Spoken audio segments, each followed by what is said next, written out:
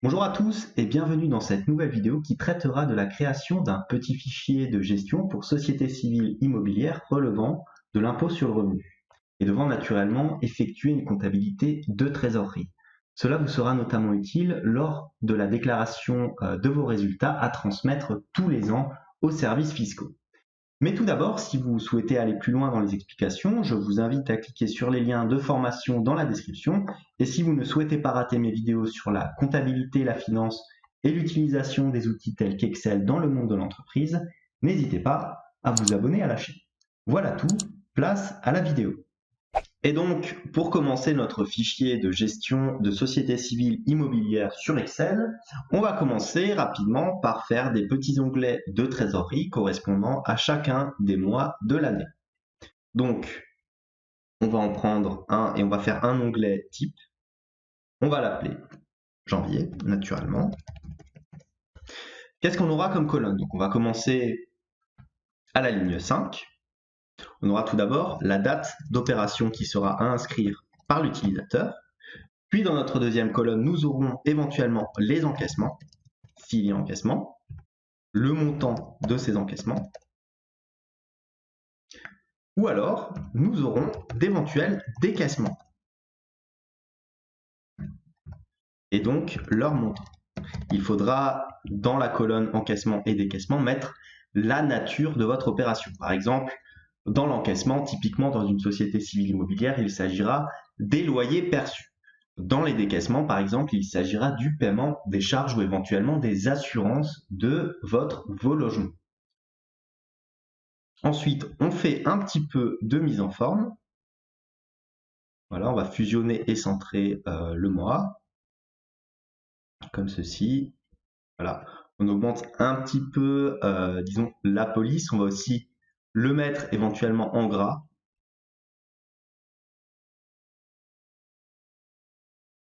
Voilà, on aère naturellement nos colonnes, hein.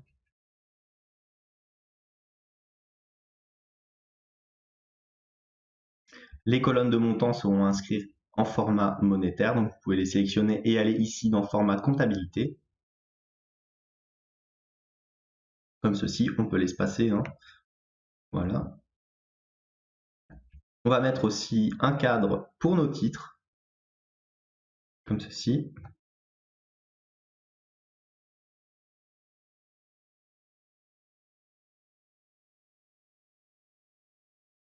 Voilà.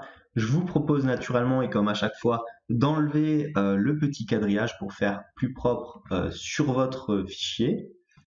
Et voici donc notre premier onglet, donc le mois de janvier. Je vais un petit peu zoomer pour que vous puissiez voir. Il y aura donc ici, tiens, on peut le mettre aussi en gras, voilà,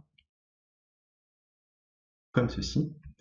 Il y aura donc aussi ici les opérations. Par exemple, pour la date d'opération, on est en janvier, donc le 1er janvier, mettons 2021. Supposons qu'il y ait un encaissement, donc loyer logement 1, comme ceci. On écarte un petit peu la colonne pour, mettons 500 €. Si maintenant nous avons des charges à payer, ce qui est aussi possible, donc 1er janvier 2021, nous contrepassons un décaissement qui correspondra par exemple à des charges à payer, charges de copropriété,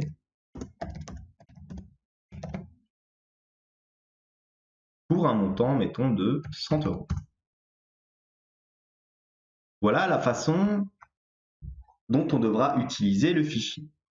Il faut donc maintenant refaire cet onglet pour tous les mois de l'année. On va l'appeler janvier, comme ceci.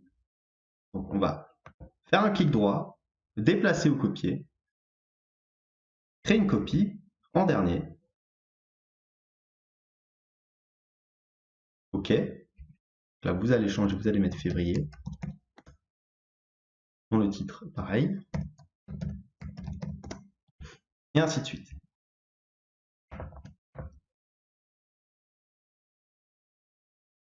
En dernier, vous pouvez en copier deux ensuite, hein, naturellement. Là, on passe à mars.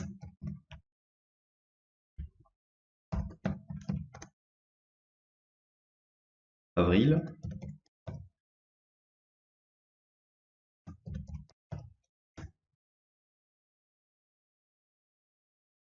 Maintenant en copier 4. Déplacer ou copier en dernier.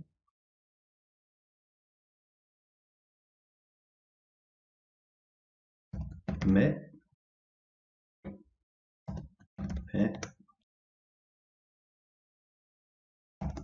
juin,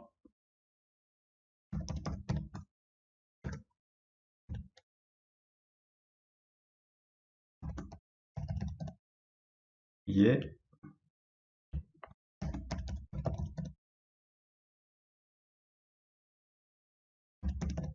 août. Voilà, on en copie encore 4 pour arriver à la fin de l'année. Créer une copie. En dernier.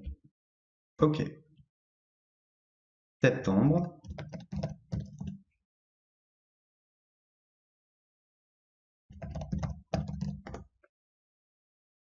Octobre.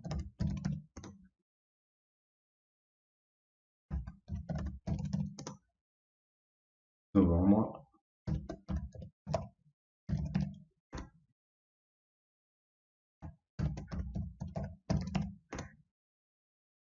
Et décembre.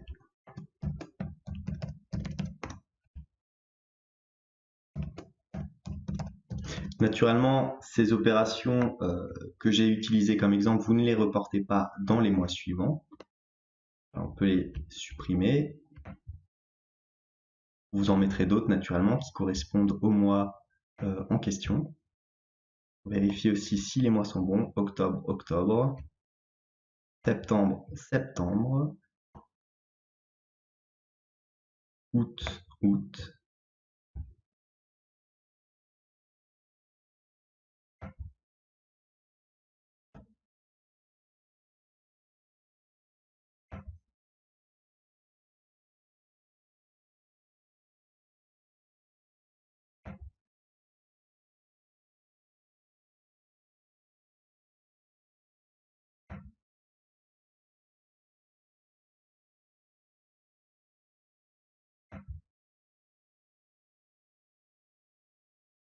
Et février. On peut laisser éventuellement les opérations pour le mois de janvier, ça nous permettra de laisser des petites lignes d'exemple. Maintenant, qu'allons-nous faire? Nous allons utiliser l'onglet numéro 1 pour y placer un petit tableau de bord qui vous servira à pouvoir observer votre trésorerie annuelle en fonction de l'enregistrement des différentes opérations que vous allez mettre dans vos différents onglets. Donc on va donner un titre à notre onglet, tableau de bord, SCI. Je vous laisse aussi éventuellement y mettre votre nom. Voilà. Nom. On peut le mettre en italique, en gras, augmenter un petit peu la police, comme ceci. Donc, qu'allons-nous mettre dans notre tableau de bord si l'on souhaite obtenir un solde de trésorerie mensuel qui va varier en fonction des opérations que vous allez inscrire mois par mois? Tout d'abord, il faudra y placer, on va se mettre par exemple en ligne 13, le solde initial, qui correspondra au premier mois à 0, puisque ce sera votre premier mois d'activité en principe. On va aussi placer les mois, janvier. On tire jusqu'à décembre. Voilà. On peut mettre aussi tout ça en gras. Éventuellement mettre une bordure. Je préfère les bordures épaisses, je trouve ça plus esthétique. Alors ensuite, une fois que nous avons mis notre solde initial, nous avons les encaissements. Qui dit encaissement dit naturellement décaissement. Et enfin, avec tout ça, nous pourrons calculer notre solde de trésorerie. Comme ceci. On aère un petit peu nos formules. Voilà. On met tout ça en gras. On va d'abord fusionner, centrer et aligner à gauche tout ça. Voilà. On va mettre un petit peu plus d'air dans notre fichier. On va mettre directement une bordure là sur notre petite colonne. Donc ici, le solde initial en janvier, ça va correspondre à 0 parce que ce sera notre premier mois d'activité. En février, par contre, le solde de trésorerie va correspondre au solde en fin de période du mois précédent. Donc, ce sera égal au solde de trésorerie de janvier. Ainsi de suite pour tous les autres mois.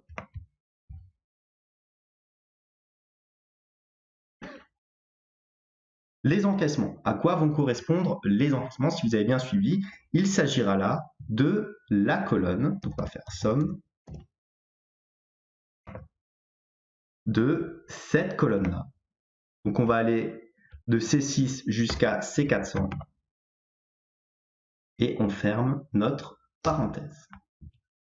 Vous pouvez éventuellement mettre $1 ici, de sorte à ce que la colonne ne varie pas. Vous pouvez tirer la formule vers la droite, comme ceci. Vous voyez qu'il y a 500, 500. Pourquoi? C'est tout à fait normal, parce qu'il va chercher à chaque fois dans le mois de janvier. Donc en vrai, il faut maintenant juste changer ici dans notre formule et mettre le mois correspondant à la colonne. Donc, février, mars,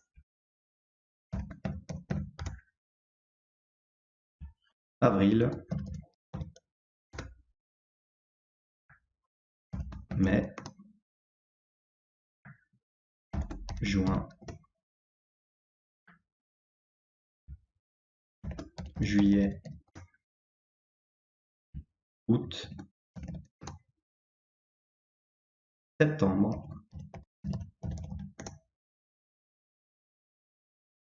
octobre, novembre, et enfin décembre. Vous voyez qu'il y a 0, c'est normal, dans les onglets, on a mis 0. On fait pareil pour les décaissements, donc qui seront égales à somme. Et là, on va en janvier, c'est la colonne E. Et pareil, on va aller jusqu'à E400. Naturellement, vous pouvez aller jusqu'à E1000 ou beaucoup plus loin, mais généralement, dans une société civile immobilière, à l'impôt sur le revenu et relèvement d'une comptabilité de trésorerie, vous n'aurez pas tant de transactions que ça sur un mois. On tire la formule. Et on fait comme tout à l'heure, on change dans notre formule pour y inscrire le mois correspondant.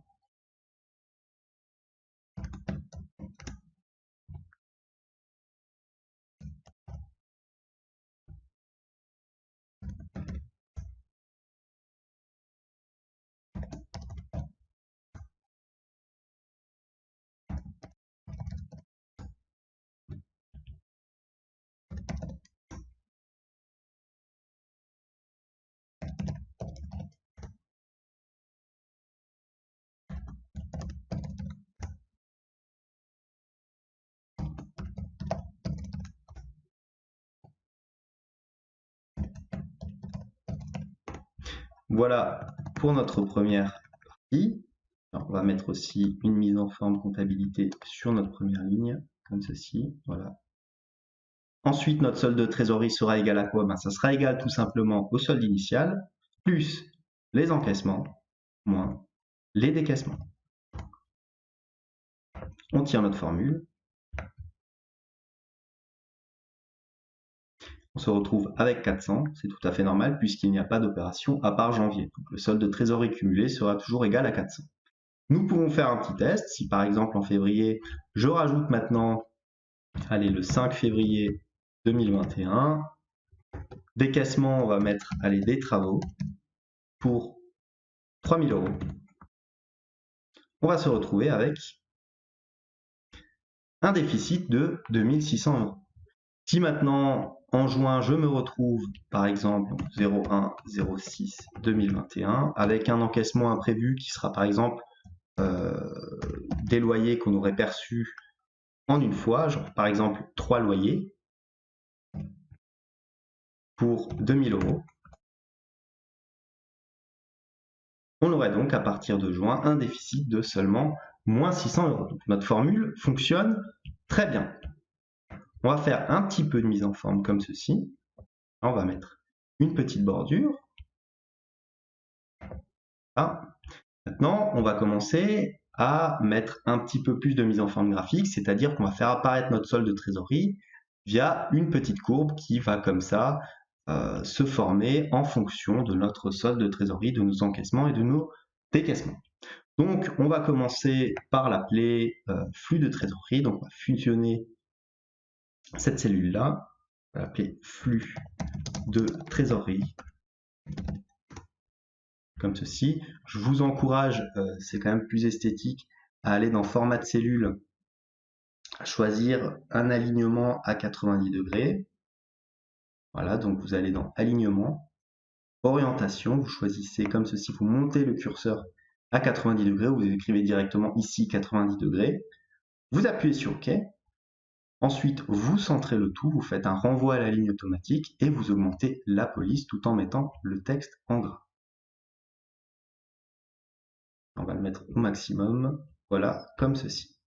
Ensuite, vous y appliquez une bordure, vous faites pareil ici dans votre zone de graphique, voilà. Vous enlevez éventuellement naturellement le quadrillage. Et maintenant, on va passer à notre graphique. Pour ça, vous allez voir, c'est très simple. Il suffit d'aller dans Insertion. Vous allez choisir ici Insérer un graphique en courbe ou en aire. Vous allez choisir un graphique en 2D comme ceci. Vous allez ensuite aller dans Sélection des données. Vous allez sélectionner la ligne solde de trésorerie que vous avez calculée auparavant, comme ceci, voilà. Vous allez appuyer sur OK, et que la mise en forme n'est pas très belle, donc vous allez ici dans le petit plus, vous désélectionnez tout, voilà, le quadrillage. Vous allez aussi dans votre graphique, vous faites un petit clic droit, vous allez dans contour, ici, sans contour. Comme ça, vous voyez que votre graphique est vraiment quasiment invisible, et au niveau de l'esthétique, on s'en sort relativement bien. Vous le mettez maintenant dans le cadre prévu à cet effet, comme ceci, vous essayez d'aller à la limite. Voilà, et vous avez donc votre graphique qui, mois par mois, vous montrera l'évolution de votre trésorerie. Vous pouvez un petit peu écarter, voilà, comme ceci. Vous sélectionnez aussi ces titres-là et les centrer. Voilà. Et voilà donc votre petit tableau de bord de trésorerie qui ira avec votre SCI et qui se mettra automatiquement à jour. Regardez, si par exemple en septembre, je me retrouve avec une opération, donc 01/09/2021, avec un décaissement qui là aussi correspond, admettons, à des travaux pour 9 000 €. Regardez le graphique, il va évoluer de manière complètement dynamique par rapport à ce que vous allez mettre dans votre suivi des encaissements et des décaissements, que vous êtes d'ailleurs obligé de faire si vous possédez une société civile immobilière à l'impôt sur le revenu avec une comptabilité donc de trésorerie. Voilà donc tout pour cette vidéo. J'espère que le fichier vous sera utile dans votre gestion au quotidien de votre SCI. Je vous dis comme d'habitude, merci d'avoir vu cette vidéo. N'hésitez pas à vous abonner, à la liker, éventuellement à la partager à des gens qui seraient intéressés. En tout cas, moi je vous dis à bientôt pour une nouvelle vidéo.